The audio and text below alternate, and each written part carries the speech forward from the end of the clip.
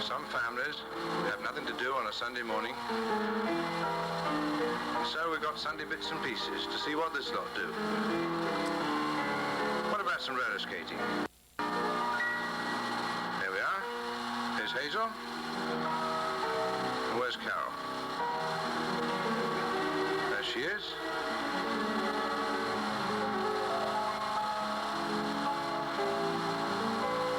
Down to the house to see what's cooking. That's what's cooking. Jelly for tea. Smile, please. Thank you. Very vigorous Sunday morning activity, this.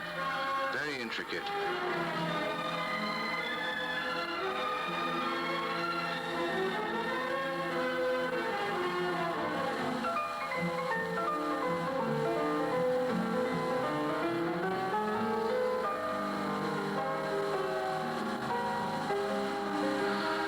Some washing. Thank you very much. Bye for now.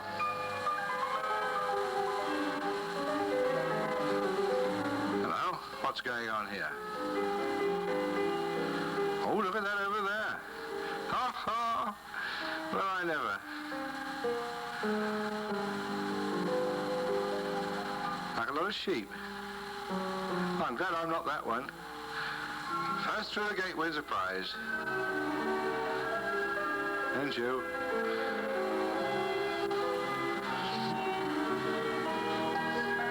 Any more for the butcher? Hello. There's Carol.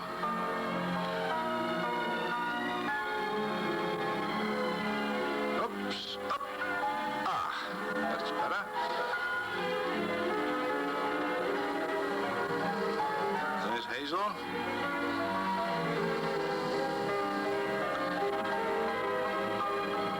And here comes Mr. Hoppy.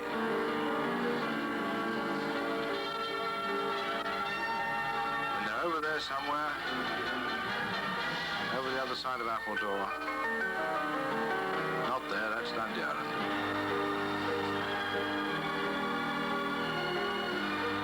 Comes the afternoon, and we'll go down to the sands, go down to Woolacombe this week. Here we are.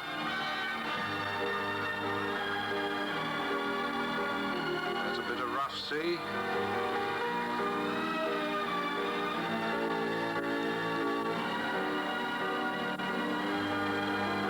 And there's a bit of calm sea. There's a bit of sea that doesn't know whether it's rough or calm.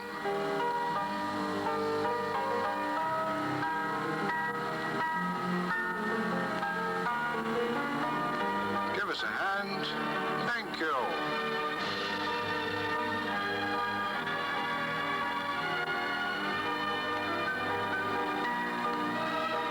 There's the sand. And there are the fishes. There are all the people.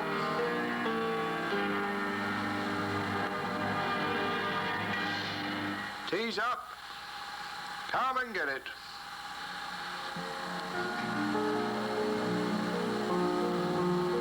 There's the jelly, the cake, jam, another jelly, cream, sandwiches, and mummy. The lot. Thank you very much. Oh, lovely. Oh, I think I've hurt myself. Goes down well with a bit of bread and butter. Brown for farmer. Oh, I don't think I can get up. You're hurting me. Now, packing up Christmas presents. Yes, you.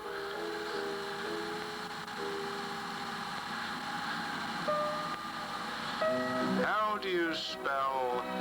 Oh, I know. I think I should put a bit of blue ribbon around this pink one, Hazel, like this. Let me show you. Round the top. Have you got the biscuits? You dropped it. That's a picture. Careful, Hazel. Careful. Don't jump up too. Oh, Hazel, Hazel. Oh, Hazel. You are a clod. You better pick them all up now. That's right, on the table.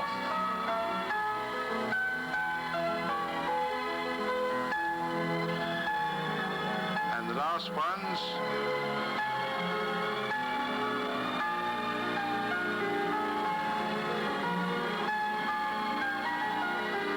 Now, what about some music? Oh, here's a nice one. Oh, it's got two sides.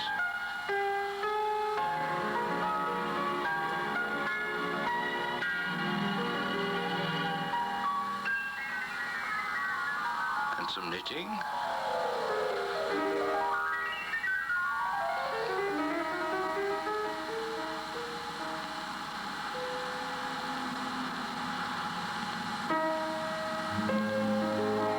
And some building.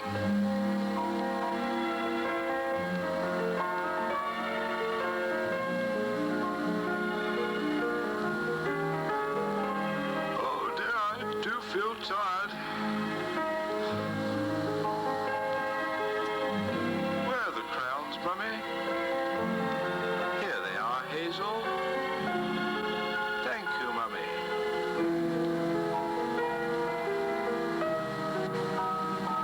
Late Christmas cards.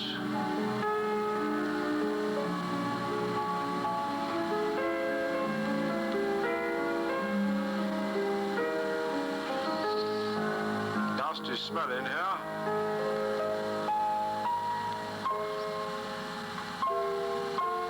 I think I'm going to sleep.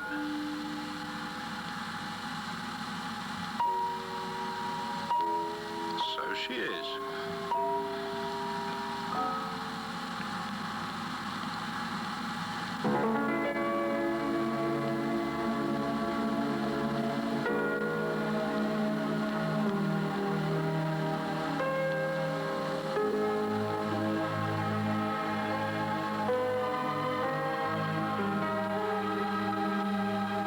Well, I never did.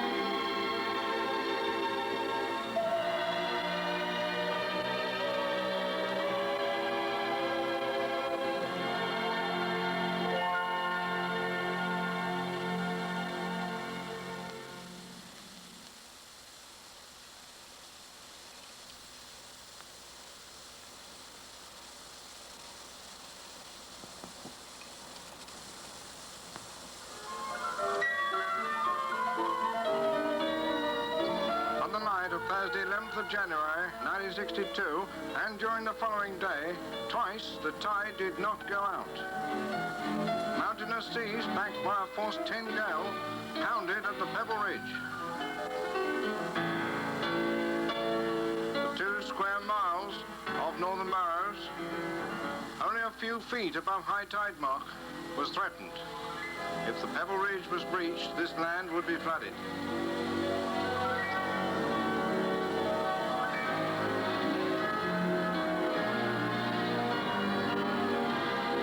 Heavy storms of the past few days have brought with it torrential rain, which had flooded the roads, the streams and the rivers. At Bideford Bridge at 11 a.m. on Friday, January the 12th, the tide did not go out. With the river 11 foot above the normal low water mark, it was realized that the Burrows might well be flooded from the river as well as the sea. Here then was the position. From the river's Tor and Torridge, the waters threatened to flood the Burrows from behind. And the Pebble Ridge was being pounded down and back. If the sea breached the ridge, the sandy Burrows would be washed into the estuary. Westward Ho, Northam and Appledore will be threatened.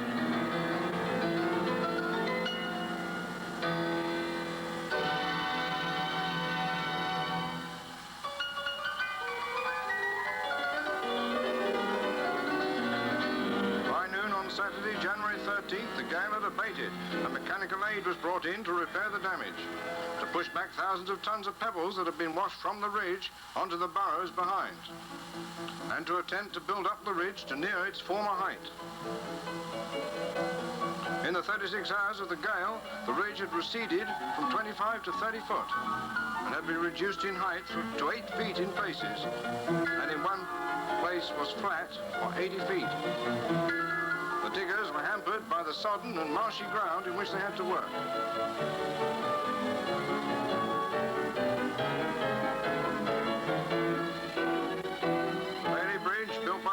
To span the ridge and give access to the sands from the Burrows was severely damaged. Now it spanned mud and sand where pebbles had receded from beneath it. Later in the day, 5 bulldozers were brought in, and this made a total of 9 vehicles working on the ridge. Working right through the weekend, by Monday afternoon, the ridge was again in place to defend the Burrows. Some 20 feet from its original position and down some 5 feet in height. It had lost many thousands of tons of pebbles, both into the sea and onto the Burrows behind.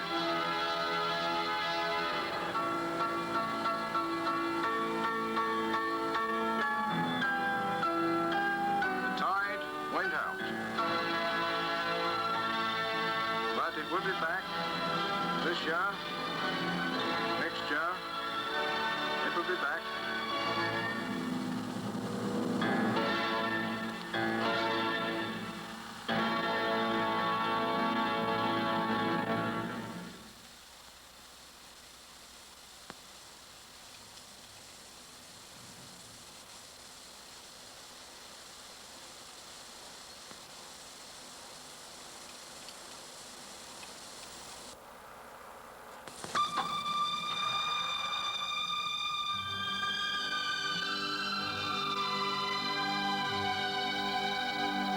Once upon a time, there was a vase of flowers, and under the flowers there was a pram.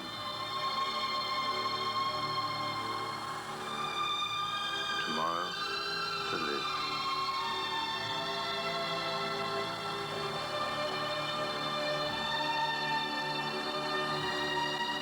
One day in July, we were all helping Grandpa to wash up, and suddenly everybody was excited and started rushing about. My father seemed to be more excited than anyone else, and he rushed about all over the place. He looked through the little books, and then he started shouting at somebody down a piece of wire. Then he went, and he got the car out, and he ran out for the suitcases, and back he went into the bedroom.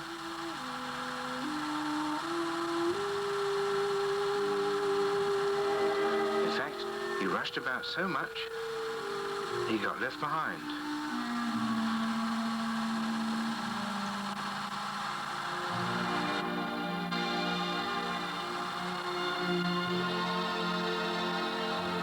And then suddenly, everything was quiet. The sun was shining.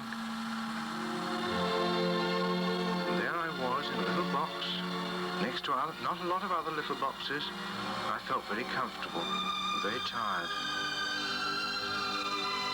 So I went to sleep for a long time. But before I went to sleep, I remember them saying I was 2 hours old.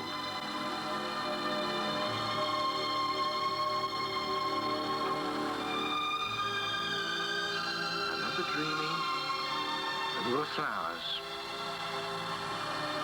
little breezes, roses, and lovely clean smells. And I dreamt of the dew and of the rain. And I dreamt all the world was full of flowers, and I was in the middle. I looked up at the sky. All the world was floating past. The world seemed to be all up. No down or sideways, but just up.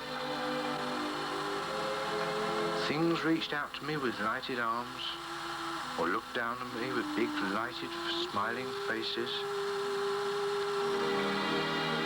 And then there were things that the wind was banging about. And once, I looked over the side of the pram and I saw the little people. They were fighting over some food. I know these are people. I've heard of people fighting over things. I know that some people live in prams, but most of them have legs on which they walk or stagger. I've seen water. Water's alive. It moves. It goes up in the middle and down at the sides. Water's funny stuff. Good stuff to play with, I should think. And I've seen other people, little red people, that look like carrots. How can I put all these people in their correct order? Some seem better than others. Some, like the people with wings, come and talk to me. And some of the others, like the carrot people, they never talk. They just go backwards and forwards, blowing and sucking, sucking and blowing, but they never talk.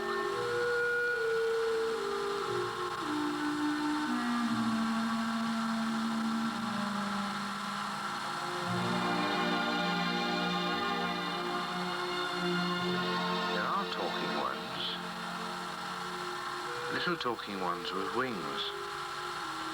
They're always talking to everybody. They're always so busy, rushing from one cloud to another.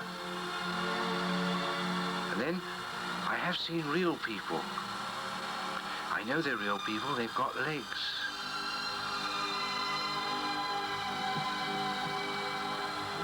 These are real people. That one's called Brooks, and there's his kennel. And that's another one.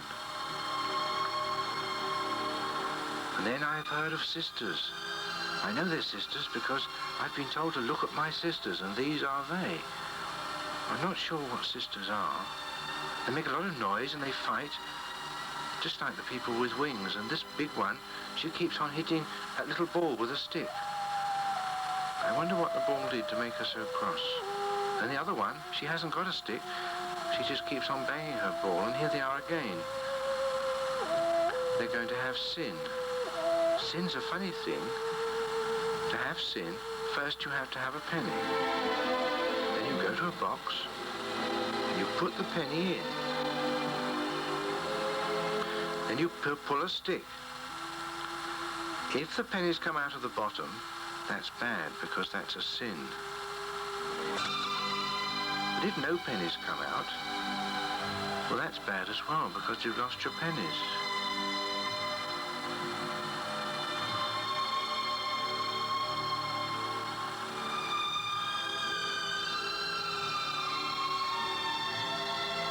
Then there's another sort of sin, and that concerns bits of green paper. Some people have them and others want them. Now those that have them want to keep them, and those that haven't got them want them from the people who've got them. And this is a very bad sin. If they burnt all the pieces of green paper, perhaps they'd all be happy. And this is someone I see every day. He's very warm. I feel so tired.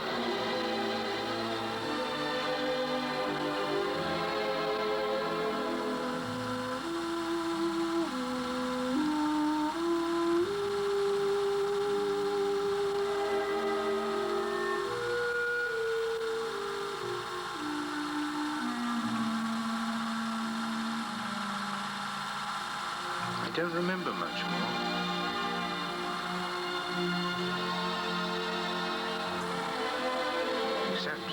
Except perhaps for one thing. I remember very well Mummy telling Daddy that he couldn't spell beginning. I don't know.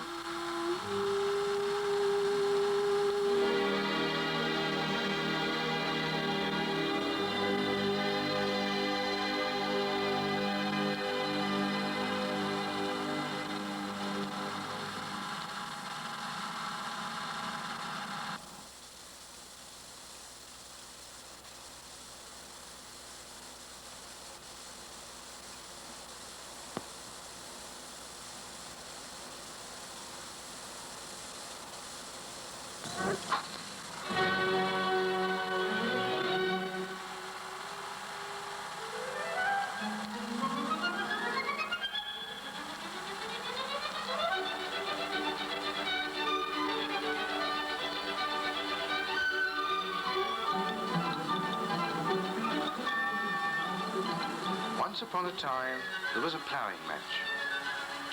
The day before the match, 3 of the competitors went secretly to a field to practice. Whoops.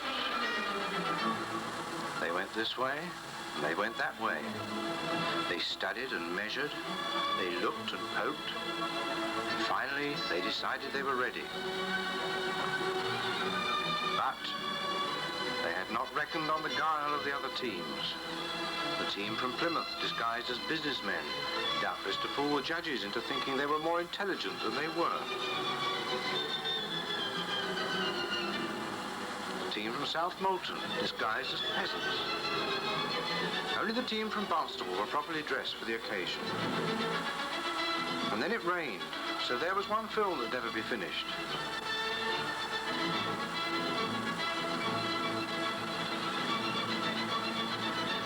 I don't know who won, and I'm not sure whether the Loving Cup presented to the Plymouth team was a first prize or a booby prize.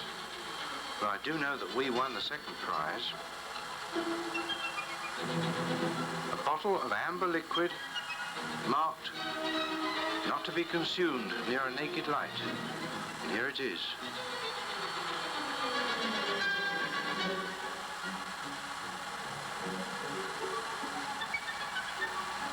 And here was a film with a moral, all about children and the evils of gambling.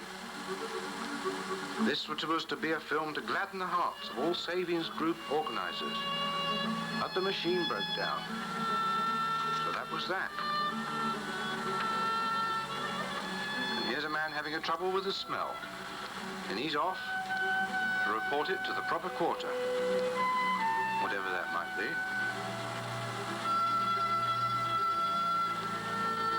And here's a power station that admits no smoke. And traffic, people going on holiday, or perhaps coming back from holiday.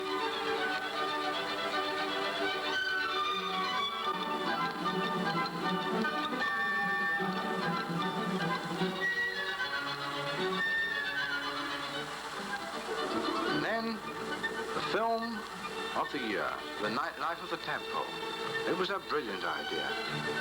The only trouble was the tadpoles don't seem to have much of a nightlife. But anyway, the children pinched them all before we could get started. And then there was the Epic of the Goldfish, including recordings of the goldfish mating call, underwater film of the lesser-backed crested carp doing its dance of death with the greater-tailed newt. But we didn't get very far with that one. And for one reason or other, we packed it up and went to the zoo instead. And this zoo, like all zoos, is in the course of preparation. It's a funny thing. They never seem to finish preparing zoos. Whenever you go to a zoo, they're always preparing it for somebody else, never for you. Enormous appetite this thing has.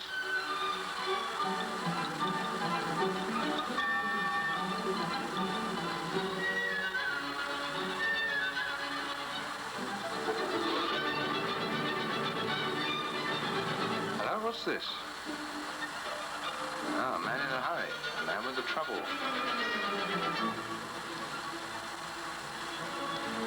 Hello, come quick.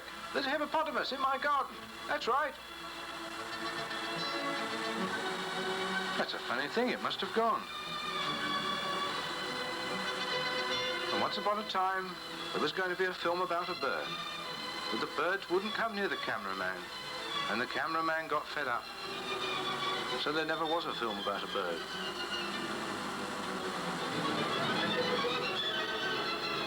And then, the great ice cream epic. Here was the scene, the shot, and the notice. And here was the principal actress. But, wait for it.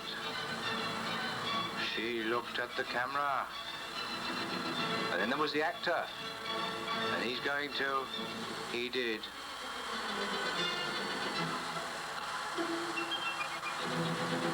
I really must get to the bottom of this smell. Jackets off.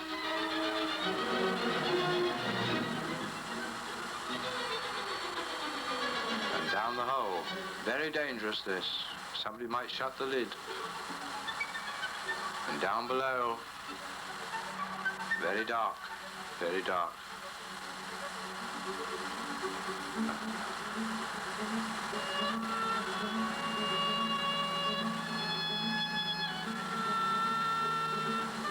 There once was a man with a camera who saw a bird. The bird took no notice at all, but the man with the camera was so surprised that he couldn't hold the camera still. More wasted film.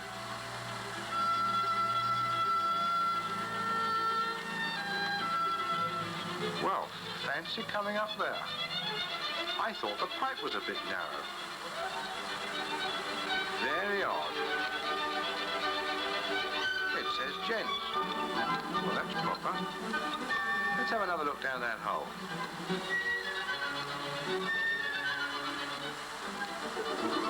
What can you do with a 1-minute film of a guide cam?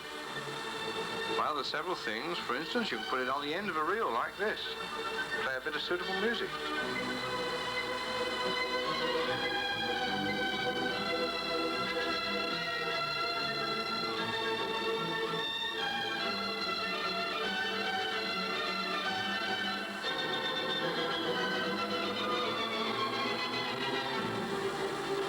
If you could read this, it'd be a miracle. Well, if you think you've wasted the last 6 minutes, spare a thought for the poor fellow who had to join all this together.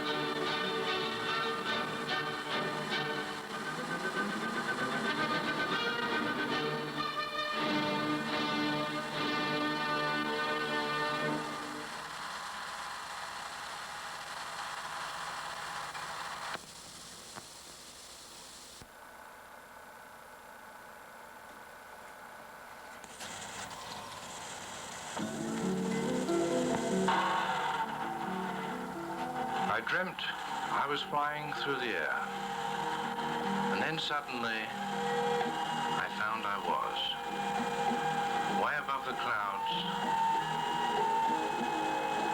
looking down at the world. And there's a little bit of the world, there's Brighton.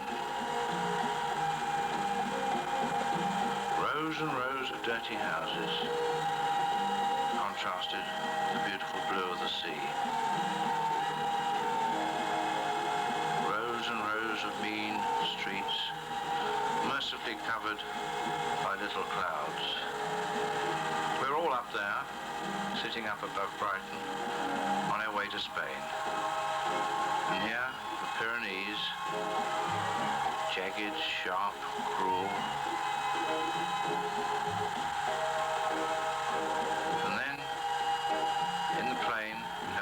sight. Oh, madam, I can see you. We arrived in Spain. There's no truth in the rumor. The rains in Spain fall mainly on the plains. They fall everywhere. Just the same as anywhere else. And for the first day we sat outside the hotel watching three-wheelers go by.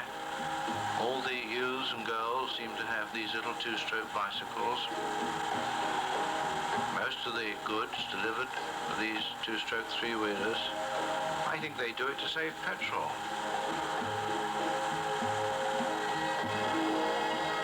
And then the sun shone, and there's cities. Great promenade, nearly 2 miles long, the hotels and houses, and underneath the Catalina hills, dominated by the great church of St. Bartholomew.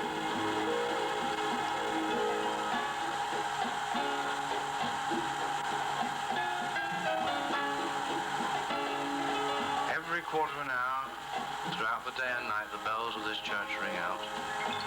If you can't see it, you can hear it. They're always a quarter to 5 minutes slow, of course, but that's Spain. The hotels along the promenade, the parasols that you hire by the day to keep off the sun. And where the old hotels finish, they're building new ones, mostly German money. Spain is a land of contrasts. The old and the new, the derelict. This is the aqueduct of Tarragona, 2,000 years old, and yet it looks 20 or 30 years. The slums, the villages, tenements, working in the fields. Very little mechanical transport. And then suddenly you come on these incredible views. And you look up to the hills and you see the crosses. The rich man's house. Cactus, everywhere cactus. Ruins. Spain's a land of ruins. There's ruins everywhere. In the towns, these beautiful tiled glazed street names contrasted against a street like this across the road.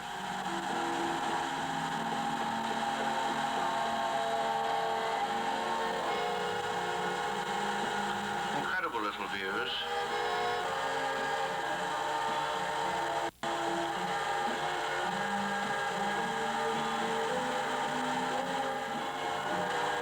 Great church from which the firework display will take place. And now, what about our holiday? We start on the beach. What better place to start?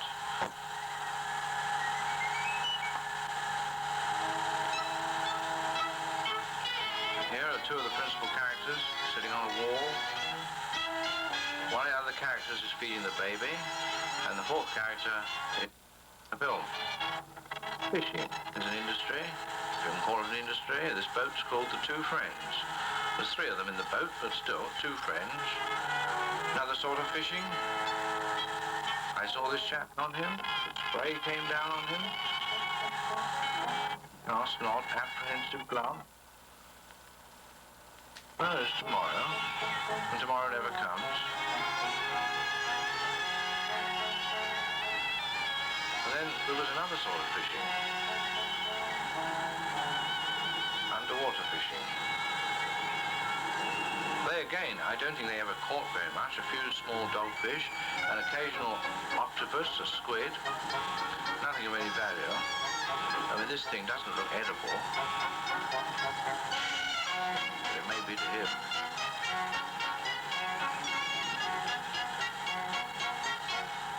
And there's the fishing boat ready to go out at night. The great carbide lamp on the side, which they'll turn over to attract the fish to the hooks and the nets. And that evening, a boat came in. Very small boat. It took them a lot of effort and a lot of time to get it in. The harbour is partly silted up, so they have to pull it the last 20 or 30 yards over these railway sleepers.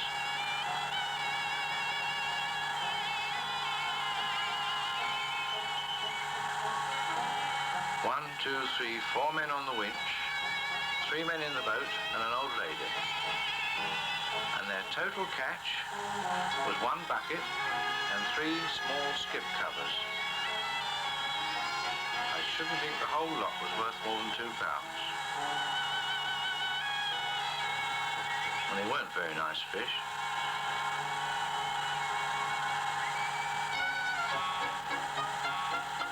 Well, off they go up to the market. They'll put the fish on ice and they'll be sold tomorrow morning.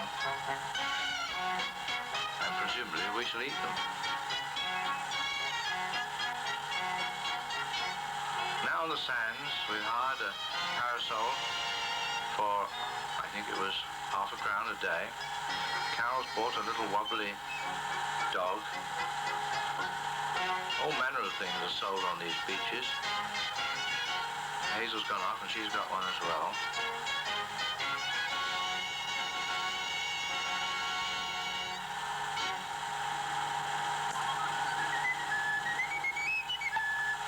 And here's the hat lady. The hat lady sold hats.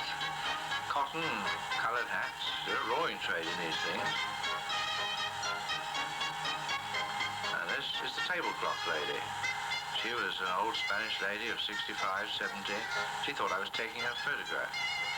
Most beautiful handwork tablecloths.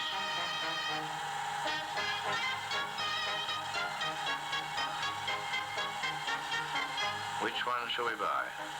This one? No. Not that one, madam. Thank you very much.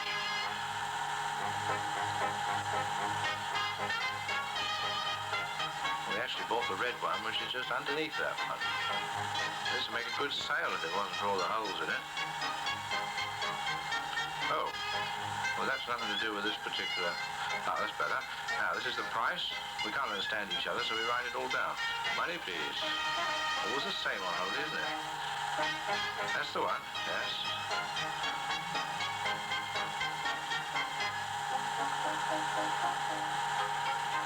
You watch where the change goes in a minute. You watch, there you are. Always the same, isn't it? That's right. I've forgotten how much it cost. Oh, well, I never didn't know they allowed that sort of thing in Spain. Pity the light was the wrong way. Off she goes. See who else you can find. And here's the junk girl. She had a box of assorted trinkets and bits and pieces. I think she was something to do with a hat lady. She had a hat lady's hat on. All sorts of odds and ends, all quite cheap. Off she goes. Backwards and forwards they walked all day. Now to sea. Very important part of the holiday. In fact, that's what we went for. We had too much sea. The sea's warm, even in September. It's warm to the point that you can stay in as long as you like, and you can stay until it starts getting boring. We hired these lilos, which was called tonkikis, for about 1 or 6 a day. No, 1 or 6 an hour. We started off with 1 lilo, or tonkiki, and then they had to have 1 each, so we made them pay for their own. And that sorted that out. She couldn't swim at the beginning, but she could swim by the time we finished. Here's Mummy now doing her stuff, very brave. Watch me lilo alone. Here we go. All the way in. Oh, got left stranded. Another one coming.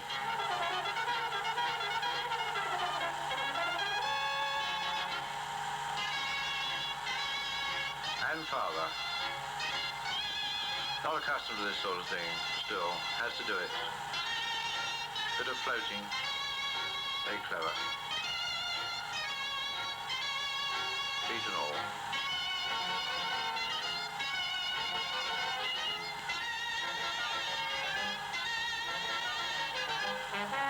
There's Carol. Carol never went anywhere without her rubber ring. She very often forgot to blow it out, but she felt safe with her rubber ring. Father's upset the boat. Not very popular. That's better.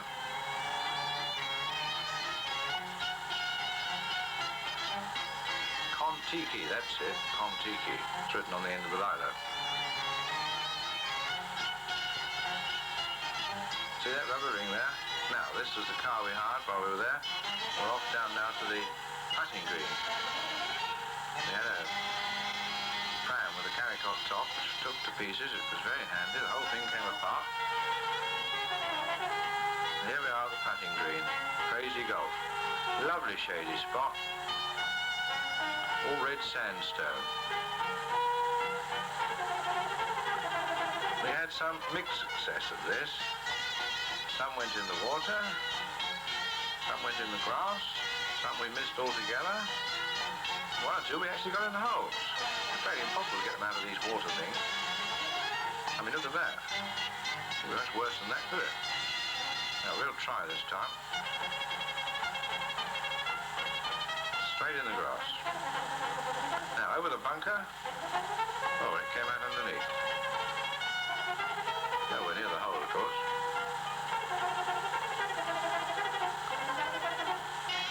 These were some local Spanish children that came in. I think they must have probably come in every day. They came in to get watered. If they want to grow grass in Spain, they've got to keep on watering it. This was the only place, apart from Barcelona Zoo, I think we saw any grass growing. Now, the object of this game was to get the hose from the gardener and squirt it all over him. They didn't have much success because they argued among themselves. Fought over the hose, and the gardener, I think, escaped.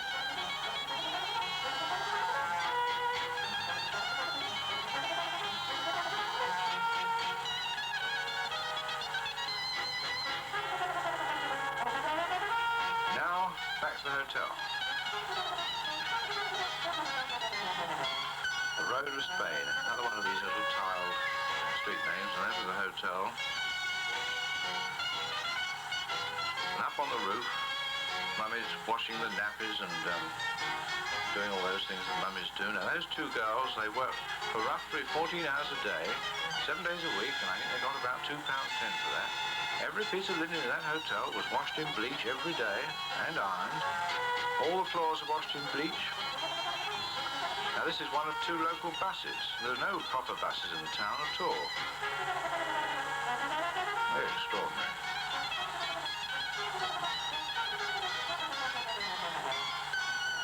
Now, you never guess what we're looking for now. It's about 5 o'clock in the evening. We're walking down behind the promenade.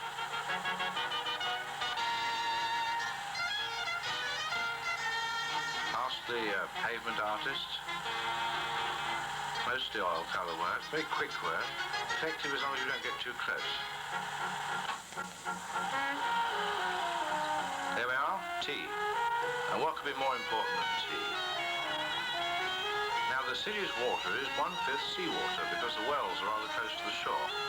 So the tea establishment imports its tea from France, 250 miles, and its milk also from France, because the local milk is goat's milk, which is horrible. Now we're going to walk around the town. After having tea, we've seen the dust cart. Here's the ice cream barrow. Parking everywhere, bullfights everywhere. Same poster, different days. Cars park everywhere. Lovely little views down the roads to the sea. Souvenir shops. Little boys in the gutter drinking beer and eating sandwiches. Ice going this way, and ice going that way. I don't know where this ice came from. They must have made it in Barcelona. I think brought it out by the truckful. Everywhere is Coca-Cola. You can't get away from Coca-Cola. Souvenirs to take home to Grandma. Grandma with nobody for anybody to take home anything to. There's the main street, and it's getting dark now.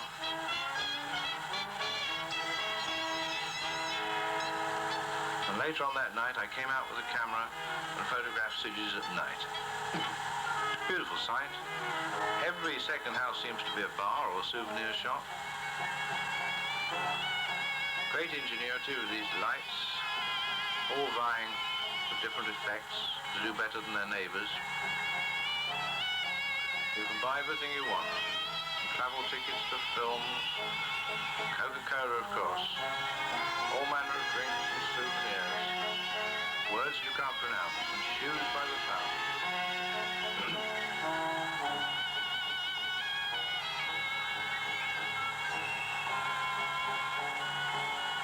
Now tomorrow is the feast of St. Thecla, and tonight is a magnificent firework display. It starts at 11 o'clock exactly, and after we've walked around the town, we're going down to the promenade to sit on the great stone breakwater facing the church to watch this firework display.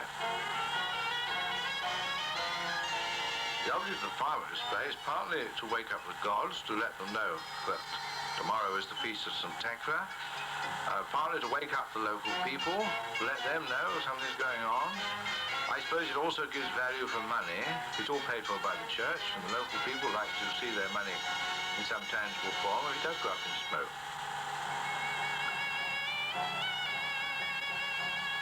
After this firework display, which lasted for exactly 15 minutes to the dot, it started with the chimes of the clock and finished with the chimes of the clock.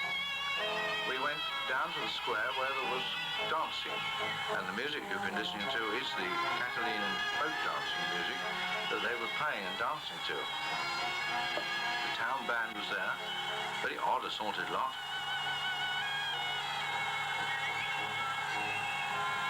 All their fireworks were rockets or mortars or golden rain.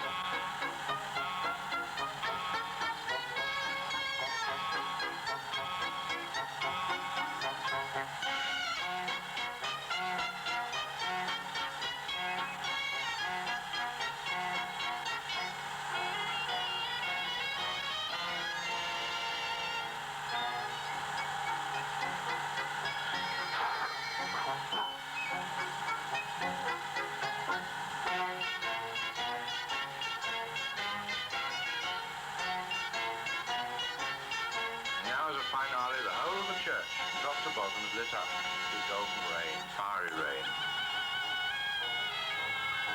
The water, you can see the sea and the base and the top of the tower, top right. And then the fiery serpents from the harbour wall, the whole length of the wall, these serpents rising into the air. As a finale, quite a gigantic display, finishing up with a sort of red, white and green effect. And then the feast.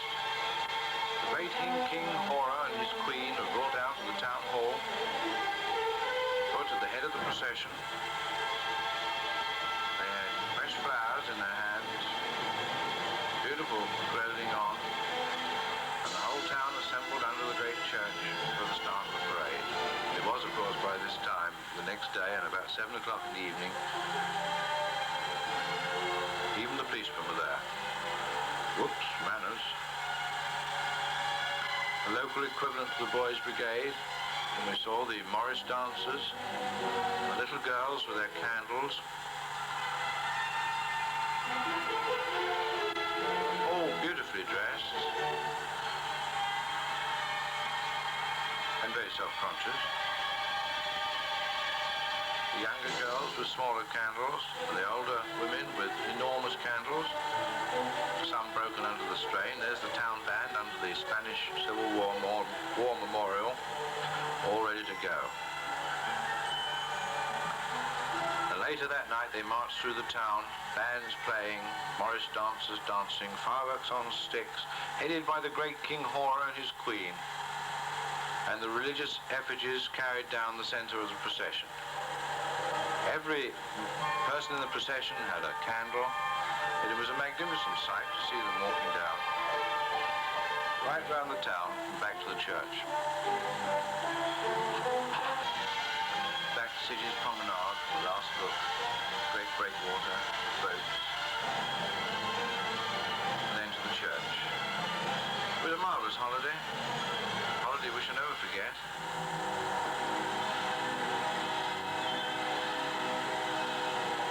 We brought home a fantastic amount of junk, souvenirs.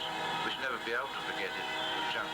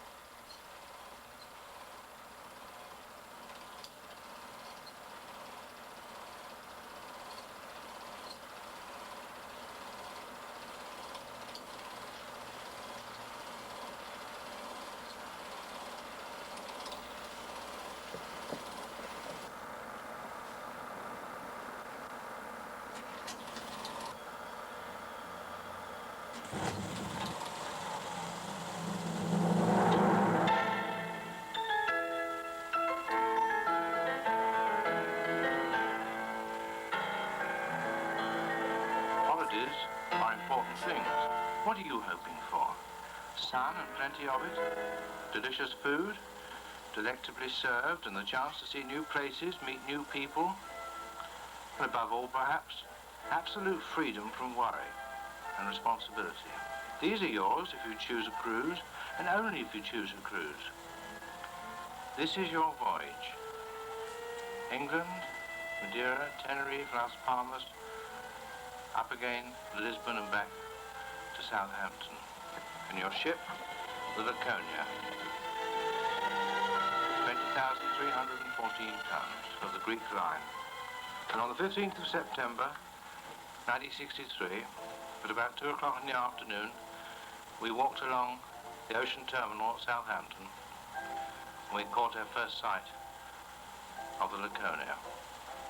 Beautifully white and clean, solid, safe and majestic, dressed over all with flags. Later that evening we set sail, but after 5 o'clock, down Southampton water. What could be more luxurious than this?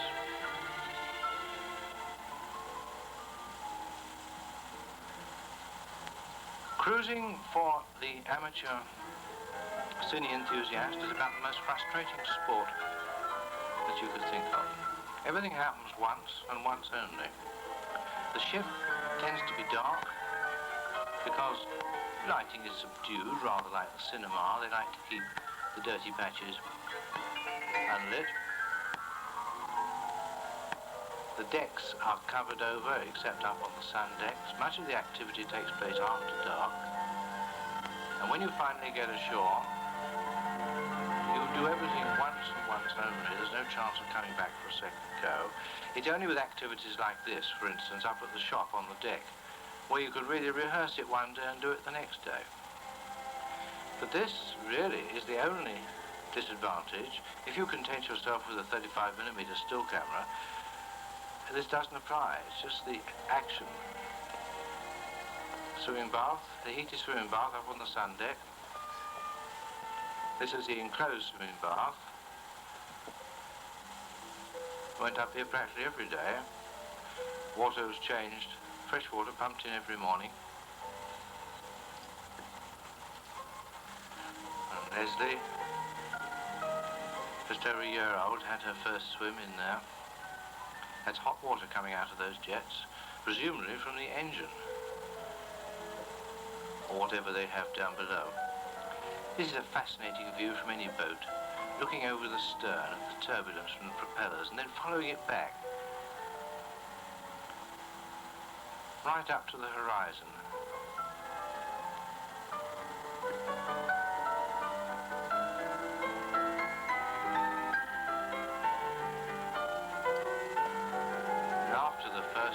Day, the outside swimming pool was filled. It was warm enough for that. About the same size, but the water was straight from the sea here. It was cold water. There was a bar adjacent, out on the deck.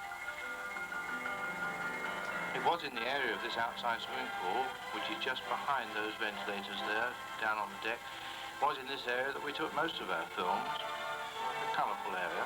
Up on the boat deck, underneath the lifeboats, and some of these shots were to be so significant later on. Underneath the lifeboats, they're preparing the flags for landing at Madeira. Preparing the woodwork of the deck.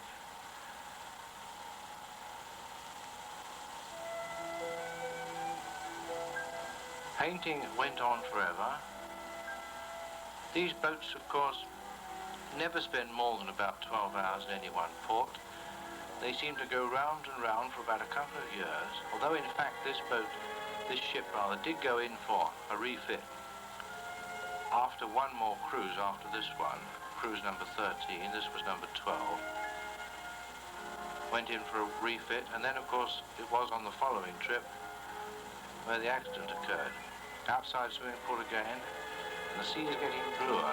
It's noticeably bluer as you pass the Mediterranean, except when you photograph into the light like that. Coming back and it'll turn blue. Just goes to show. Now this was the most forward of the three biggish public rooms and the most lit because it had those windows looked straight forward onto the bow of the ship. This room was used as a reading and writing room and a small assembly room. The walls were inlaid, panelled with teak and walnut, all carved. The ceiling was beaten copper and leatherwork out of the window of the Atlantic room, and then there was the chart in the corner where they moved the little flag every day to tell you where you were. The ceiling with the fans and the fishbowl lights, the cut crystal frosted light bowls, beautiful work.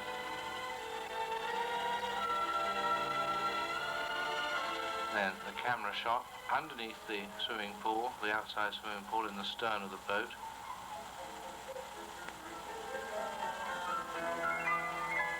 The children's nursery with a nurse, Greek nurse, nice little nursery.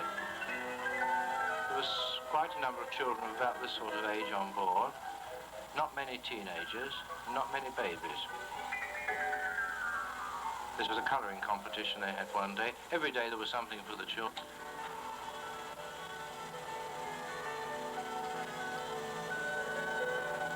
Now at last we arrive at Madeira. Here comes the pilot boat out with the customs officials and the local police on board.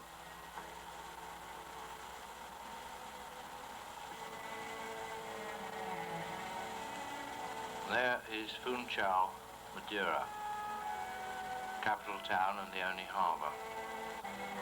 And of course they turn the ship in the harbour and put her in backwards so she's ready to go out bow first. There's the mountains which we shall go up in the coach trip shortly, up to the top and toboggan back down. Up on the sports deck they prepare a little landing stage which I think they hoist the pilot up in. There's one of the two tugs that's turning us round.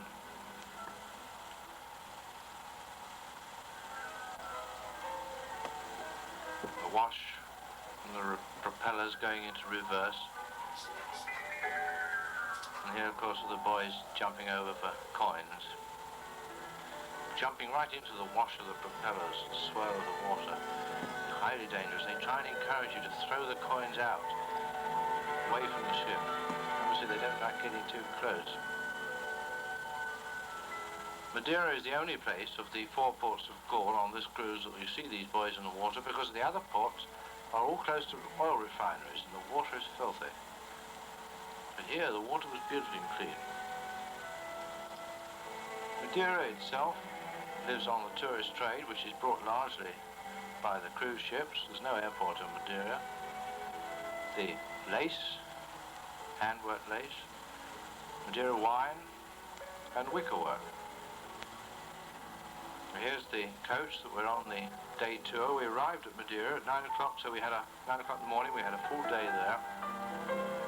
Halfway up the mountain there was this rest place where you could stop and get out of the coach and photograph the ship lying in the harbour there.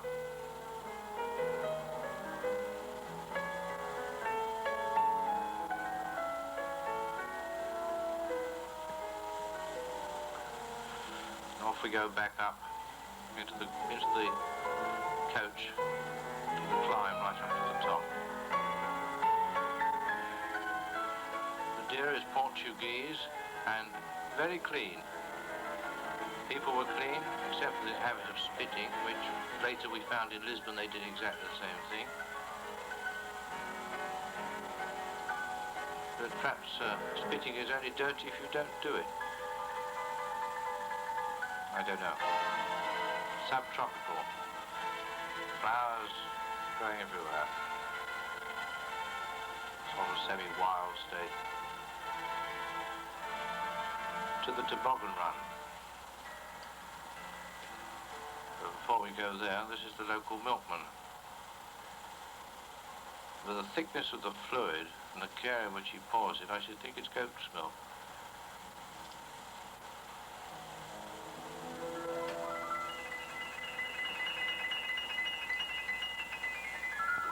right up the top, 2,873 feet above sea level. Over to the terrace to photograph just below that mist. We can just see the ship laying in the harbour 5 miles away. That's the distance from Saunton Sands Hotel to Yelland. And here are the toboggans with the operators. Now we have toboggans for 2 with 1 puller, or toboggans for 3 with 2 pullers. The toboggans are very substantial wickerwork affairs, and they run on wooden runners, which they grease with tallow. They stop every so often. You can smell this wood burning, and they stop and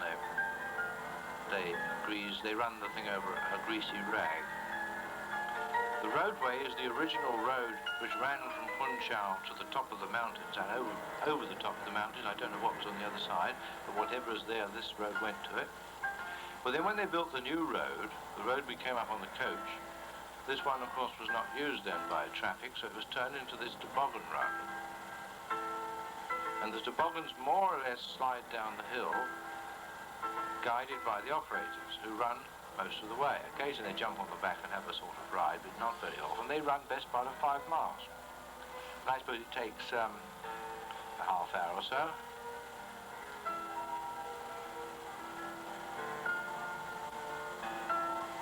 There's the ship.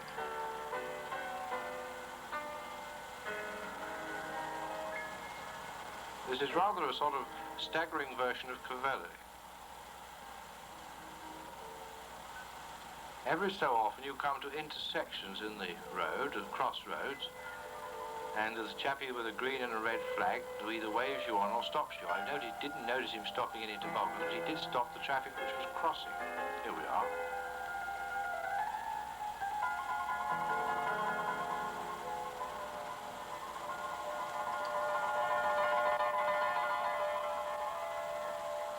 And then, of course, down the bottom, the road was used also by cars, which was very hazardous from the car's point of view. I don't think they would hurt us very much. I certainly shouldn't like to have taken a car up there against this lot. So, we got into a taxi, and it was about 12:30 or so, midday. They went back to the ship for lunch.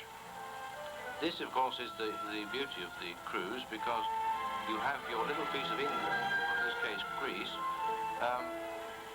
stuck on the end of the jetty there, and when you want to go back for some food or wash and brush up, well, off you go back again. You have a fresh start in the afternoon. But this would be the case if they planned their cruises with the customer in mind more than the timing. This was the only place where we arrived first thing in the morning and left last thing at night. In most of the places, it was only possible to have 1/2 day ashore, which is not really long enough. So later in the afternoon, after lunch, we came back, went round the market. So this was a covered market. See all the wicker work in the background, and on the end of the market was the fish market. It's a bit late in the day for the fish. And this was outside, the stalls along the side of the road, the bazaars. And we stopped along here and we bought some lace work. This is the equivalent to the foyer, a block of flats. Sort of courtyard affair, one side open to the traffic.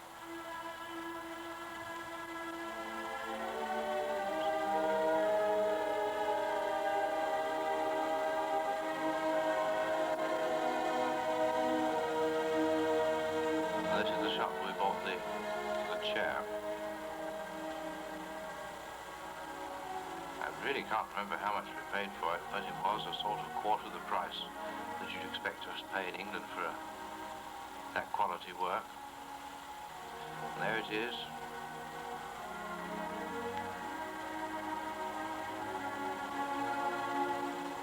We're very pleased to find down by the harbour this beautiful little park, full of subtropical flowers, birds and whatnot.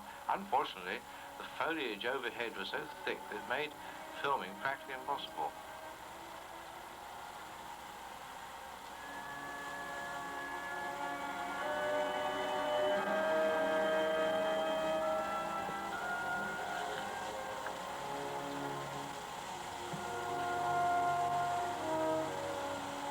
It's a marvellous place for a bottle and a change of nappy.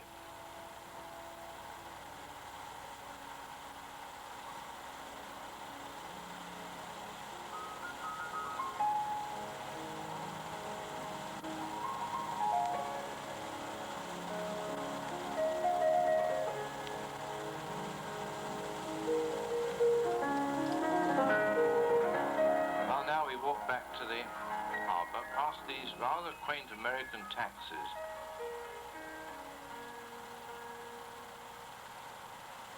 Some quite attractive fountains on the way. And if I remember rightly, we sailed about 6 o'clock in the evening past the bullock carts, strictly for visitors.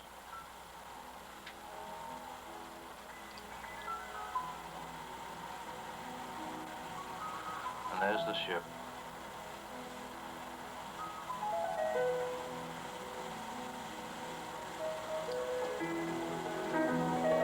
Now, next morning, we were on our way to Tenerife, which is about 18 hours run from Madeira, due to arrive at Tenerife at 1 o'clock, midday. And we had water sports and a splash party in the swimming pool at the stern end of the boat.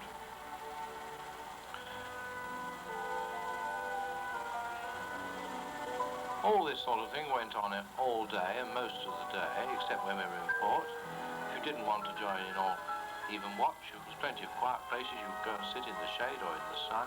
Here's the cruise director. He was one of 2 people of the entire crew of 350 who spoke English, which made life just a little difficult. There was a certain amount of pigeon-type English spoken, but he was the only English person, and there was an English nurse as well. The object of this exercise, of course, is to collect as many spoons from the bottom of the pool as possible. The pool was about 5 foot deep. Water was very buoyant, very difficult to stay down. I think this chap got 6, which was about as many as anybody. 6 out of a dozen. 1, 2, 3, 4, 5, 6, yes. And here we arrive at Tenerife. Slightly overcast, rather misty. Again, 2 tugs to turn the ship round. A very confined space. A volcanic island, stunk of oil. There's an oil refinery just round the corner.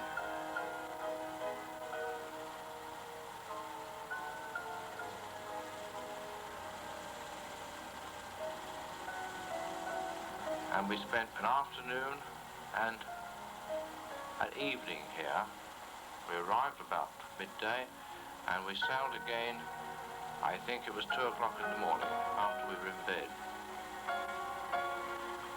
Here we're being winched into the quay. We went on the coach tour here in the afternoon. It's the easiest and quickest way to see these places. And the most interesting spot was this banana plantation, where we were all amazed to see that bananas grow upside down, defying gravity. And this is most peculiar. Everybody thought bananas grew hanging down, like everything else. But no. There you are, before your very eyes. Enormous plantation. As far as the eye could see, these things went, and that is the banana flower. 1 for every tree. Later on that day, we're back inside, and there's Captain Zarvis, the captain of the ship, in the nursery. Happened to be there at the same time as he was.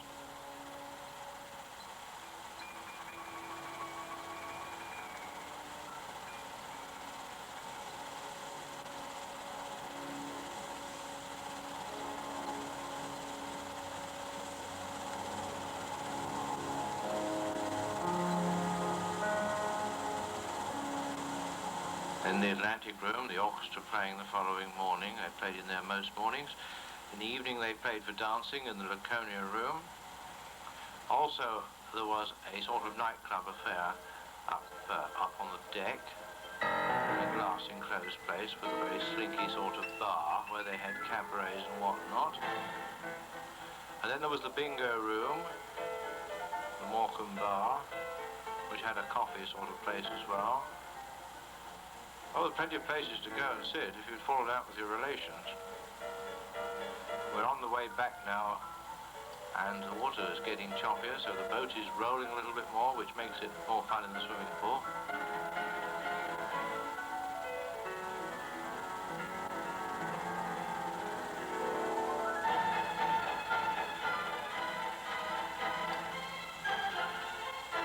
Deck sports, just before we got to Lisbon, up on the sports deck.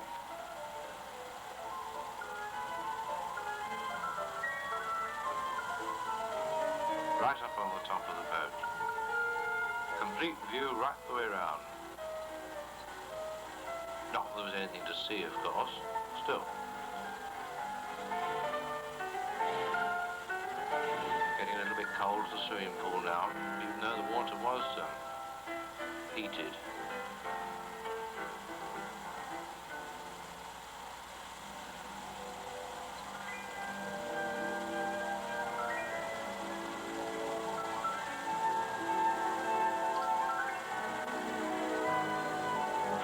Deck, these chairs you hired at the beginning of the cruise, and you hung on to them for the whole time, so they'd be yours to go and sit on, with no fear of having them pinched while you weren't looking. Mid-morning coffee up on deck. You could have your lunch on deck if you wanted it. Cold lunch, same place there. You could have cold buffet on 11 o'clock at night. There was really no need to go down below into the warmish dining rooms if you weren't feeling too well. You could stay up on deck the whole time.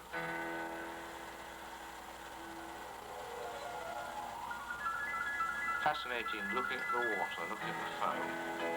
This is the most fascinating view of all over the stern. Good 60 feet drop there, straight down to the water.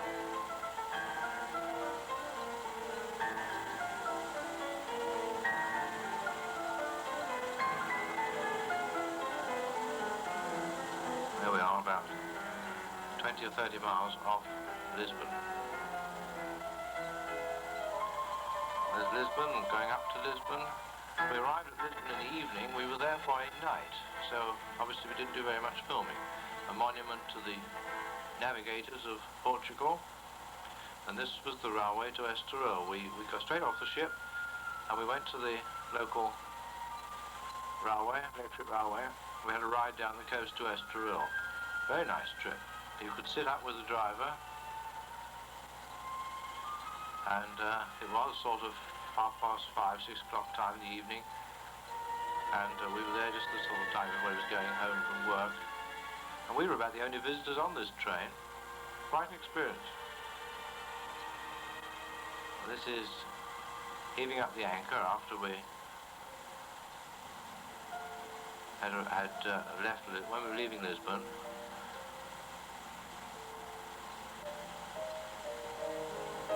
This washing of decks was done every early morning. This was done, of course, after the anchor was pulled up, because it was muddy.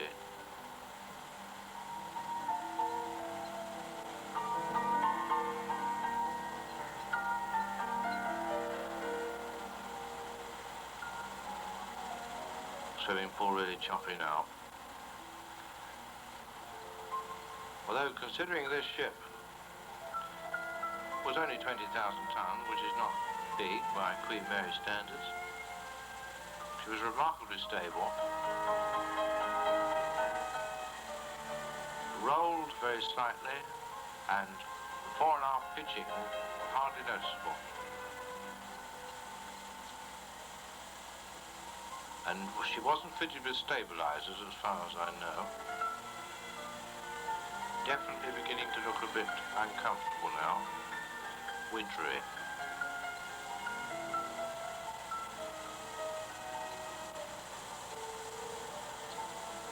Swimming pool covered over now. Water out. This is the one that gets you when you go up and down, like going up and down in a lift. You rise and fall about 10 or 15 feet. Better not to stand too far fore or aft, get in the middle of the boat. Well, that of course should be the end. But on the 22nd of December, just after the start of the Christmas cruise at about 11 p.m. at night, she caught a light. The fire started just in front of the forward funnel there, right at the bottom of the main staircase, below the Laconia room. I don't think there could have been a more vulnerable spot for a fire, because that fire went straight up this shaft, this staircase shaft, straight up to the bridge, and from all accounts, more or less cut the boat in two and completely severed communications. These were films shot on some previous cruise.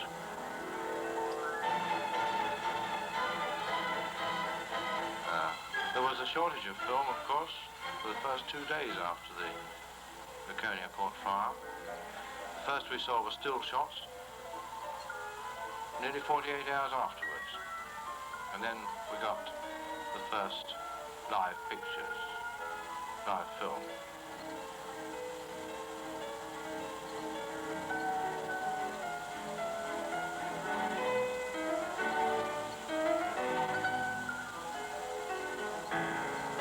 Cruising, you'd think, was safe. Aeroplanes is a hazardous sort of holiday. Even driving is hazardous, but on a boat, things don't happen on boats. Yet 100-odd people were killed on this one. Old people go on cruises. People who feel tired.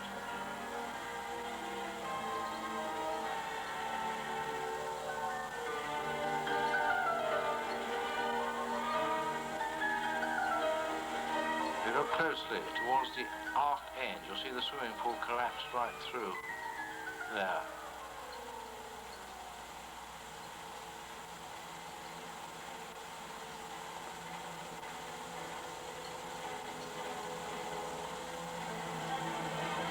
Funeral service, Gibraltar.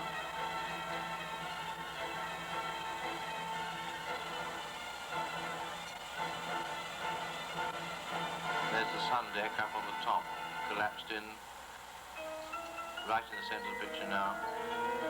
The swimming pool coming up there.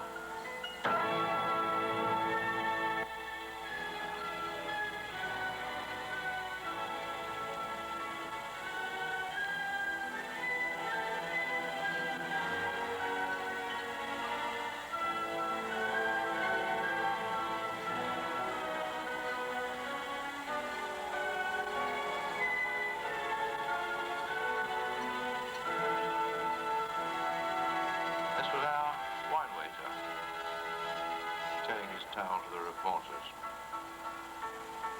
Really jolly chap. He brought the baby an apple every dinner time.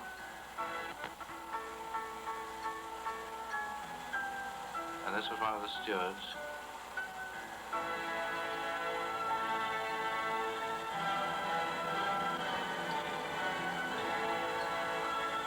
Probably one of the biggest troubles with a cruise ship is that 90% of the crew are stewards, and here she goes down the last time.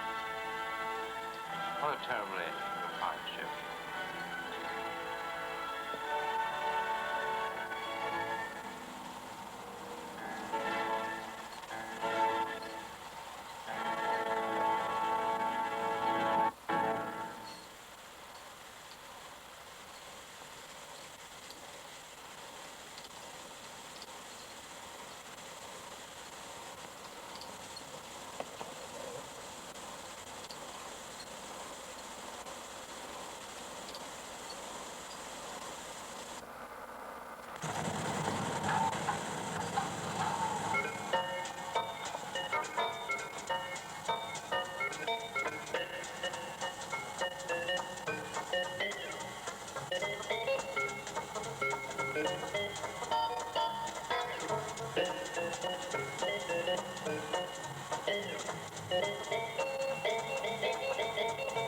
It was just before Christmas 1963, and I was standing there, minding my own business, contemplating my finger, and thinking about this and that. And all of a sudden, for no reason at all, in she came and whisked me out I didn't really want to go, but there we are.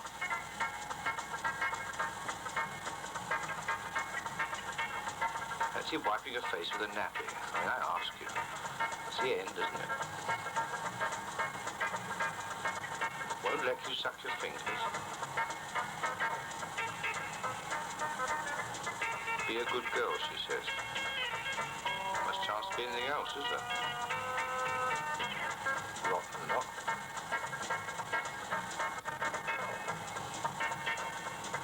Well, there we are, all of a bundle. And they put me in the pram. And off we went shopping.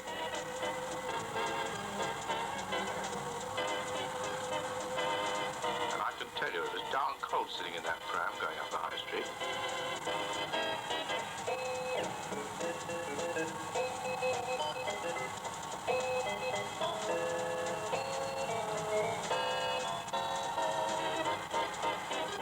Well, to cut a long story short, after a little bit we got to the toy shop.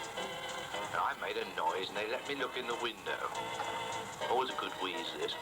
Then they took me out. They thought I could stand and look at the window and bang on the glass. Of course, they looked the other way, so I slipped inside.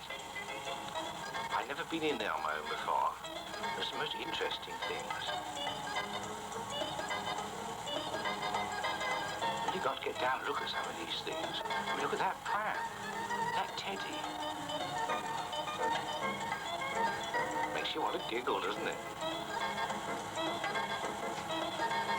I think she thought I was with the other lady.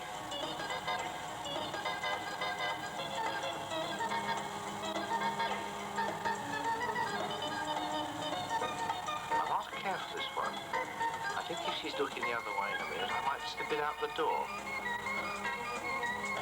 Just put it outside for a moment. As she's not looking. Off we go. Stiff doors they have in these shops.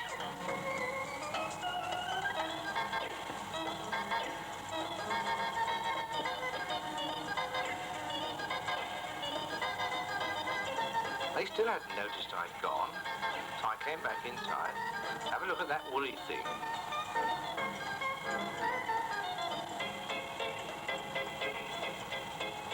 There's that pram again. I'd rather care for that.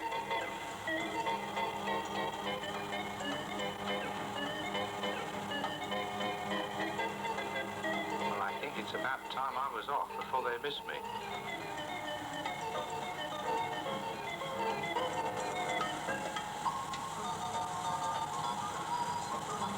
Oh, there you are, they said. Honestly, how silly could you get? A couple of nights later, everything was quiet. I stepped out of my bedroom. I went into the front room because I'd heard a lot about this Father Christmas business. Well, it was all a put-up job because there was nothing there. There was a Christmas tree, of course. That was dead last, really. I'll get back to bed.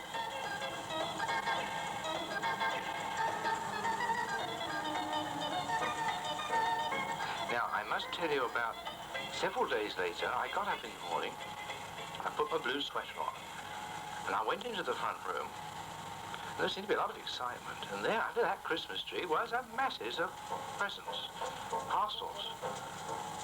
My sisters called it loot. Don't think that's very nice. And there was that pram that I'd seen in the shop. Here they come. They're the looters. Well, this was a bit of all right. Well, there's a new gollywog.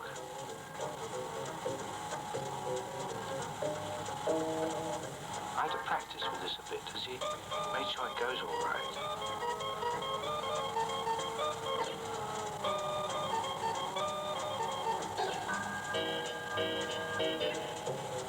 Well, everybody had presents. All sorts of odd things. I mean, look at this. This is a hair washer. And this one, oh, that's for cow, that one. They made me run about with these things and take them out. They're riding boots. I don't know what this is. Something for Mummy, I think. Oh, yes, it's for Mummy to pull along. That's a most useful little plate with a knife.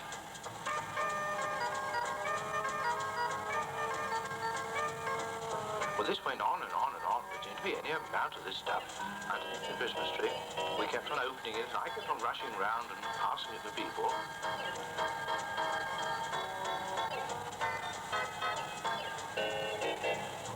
Extraordinary. I'm not going to ask to wear them. Of course, I don't talk very much yet. I think a lot. Hazel wanted to show me how to put a doll in a pram. Well, anybody knows how to put a doll in a pram. You put it in like this, push, and then get hold of the cover. That's it. They will interfere. They won't let you get at it.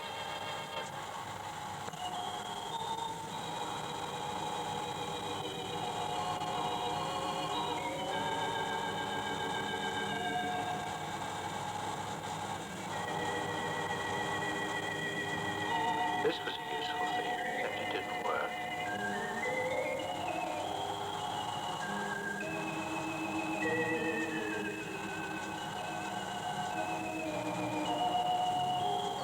Of course, there's an awful lot of this because we have to keep it for a record. I don't know quite why. I saw little of it was quite enough. But none must be thrown away, Mummy said.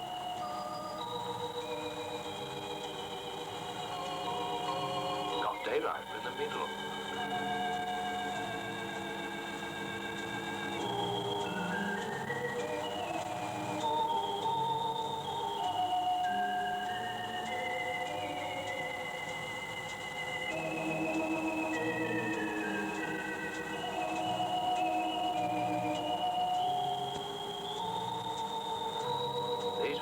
These cards, they're all over the place. All hung up the walls on pieces of coloured paper. Later on this day, we had Christmas dinner. This was extraordinary chaos.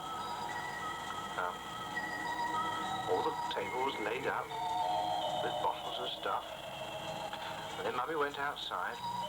She came in with a great roasted turkey. It was beautiful.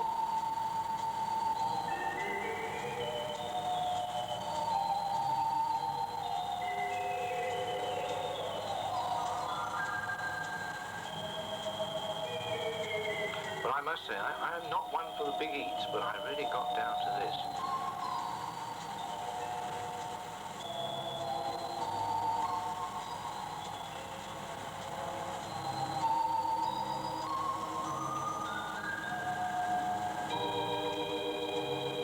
It was about this time that I started to get a bit awkward.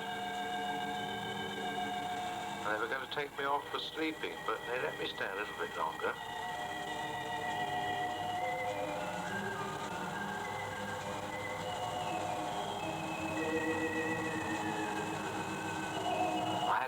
Thumb in between the courses. It keeps you going.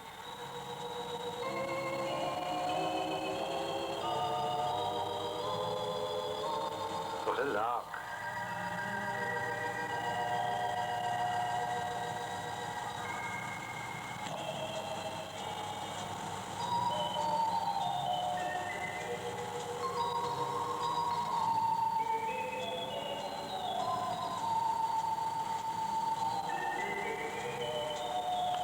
When it came to the jelly, I couldn't be bothered to fiddle about with my spoon, so I got stuck in and pushed it in by the handful. Unfortunately, when they saw me, they were very cross. They shot me off to bed, and that was that. It was a jolly good Christmas.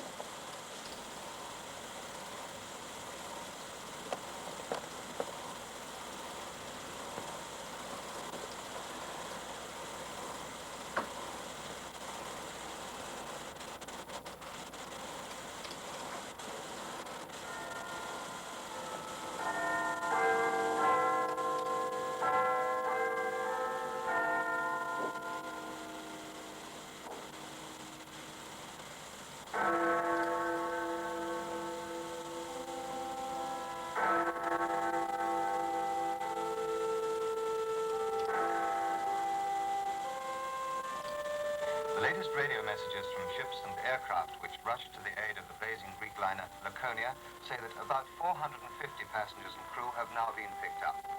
And the work of rescuing people from the sea and lifeboats is still going on. British and American planes have been dropping survival gear to those still in the water.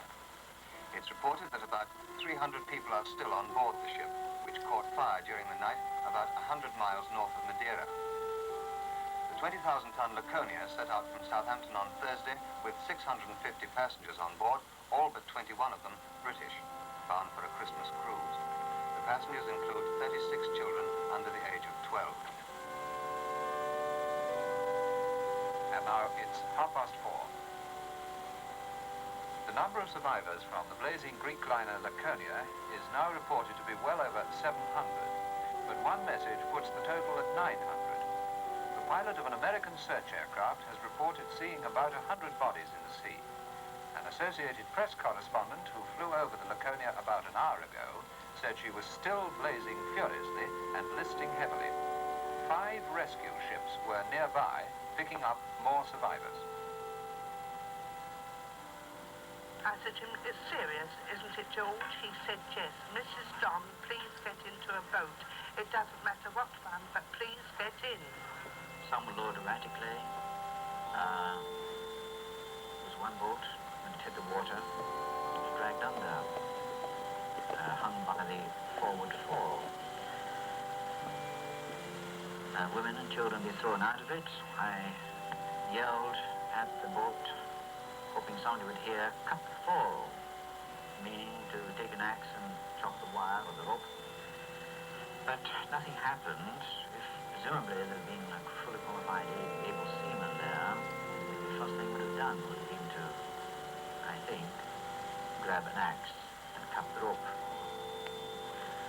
And when the lifeboat almost reached the water, I saw the forward davit break off with its woodwork, and then the bows went into the water.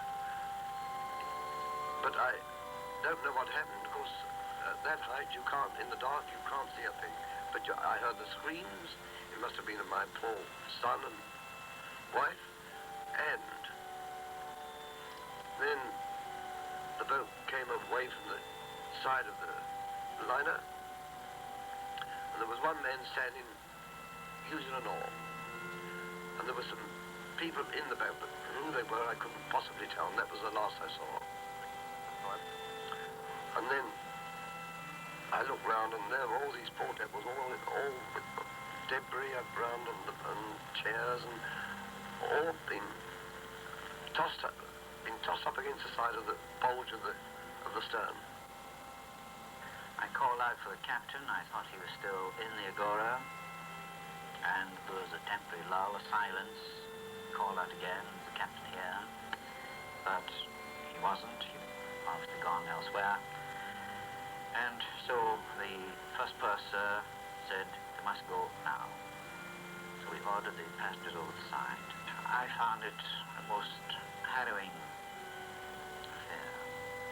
These old people, they were obviously, in many cases, incapable of fending for themselves in the water. I felt I was pushing some of them to the death. I'm sure I did. One elderly lady, literally stuck on the top of the rail, heavy coat, stout, life jacket on top, couldn't move. Pushed her over onto the rope ladder, asked her to grip it. She slipped. I gripped her with one arm, calling out to her, "Please grip the rope ladder." She did nothing. She was obviously completely dazed. She fell and probably knocked other people off the ladder as she fell. And that was just one in many instances. We got these old people over, and I'm sure some fell, some slid down ropes, dropped on one another. The air was full of screams, cries for help, and altogether a dreadful time.